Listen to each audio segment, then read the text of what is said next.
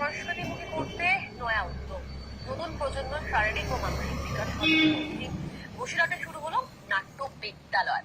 বসিরহাটে সাইপালা মঞ্চের বাগানে নাট্য বিদ্যালয়ের সূচনা হলো। চক্রবাক নাট্য গোষ্ঠীর উদ্যোগে নাটক সম্পর্কিত একটি আলোচনা সভার আয়োজন করা হয়। বিনামূল্যে নাট্য বিদ্যালয়ের সূচনা হয় এবং এই নাট্য আলোচনা সভা থেকেই তার শুভ সূচনা হলো। মোবাইল ফোনের আসক্তি প্রভাব ফেলছে মানসিক বিকাশে। যুব সমাজের একাংশ মনে করছে নাট্যচর্চার ফলে মানসিক ও শারীরিক বিকাশ ঘটবে। নাট্য বিদ্যালয়ে প্রশিক্ষণে যোগ দিতে পেরে খুশি শিক্ষার্থীরা।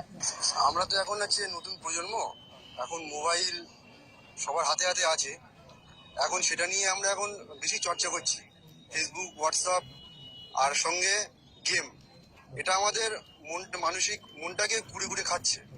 ওই জন্য এখন আমরা ছাত্রছাত্রীরা চেষ্টা করছি যাদের নাট্য বিদ্যালয়ে ভর্তি হয়ে কিছু নাটক যদি শেখা যায়, তাতে তো আমাদের হচ্ছে ব্রেনের বিকাশ ঘটে, সঙ্গে কথাবার্তা অনেক কিছুই পরিবর্তন হয়। বিনামূল্যের এই নাট্য বিদ্যালয়ে নাটক চর্চার সুযোগ নিতে পারবে যে কেউ। সমাজবদ্ধ মানুষ হিসেবে নিজেকে গড়ে তোলার ক্ষেত্রে নাট্য প্রশিক্ষণ খুবই গুরুত্বপূর্ণ ভূমিকা গ্রহণ করবে বলে মনে করেন নাট্য প্রশিক্ষকরা। যত ছোট থেকে আসবে নাট্য বিদ্যালয়ে, তাদের একটা সাংস্কৃতিক মনস্ক তৈরি হবে।